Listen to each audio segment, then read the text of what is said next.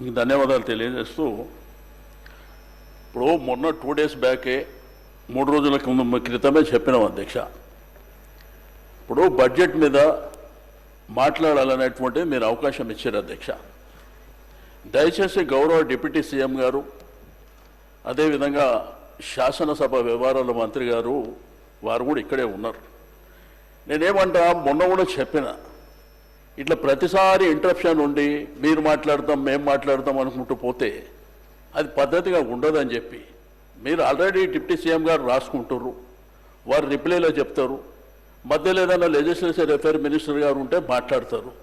అనవసరంగా అక్కడి నుంచి మీరు ఇక్కడి నుంచి మేము ఇట్లా ప్రతిసారి ఇదే విధంగా వెళ్తే అధ్యక్ష సభ నడవడం ఇబ్బంది అవుతుంది అధ్యక్ష.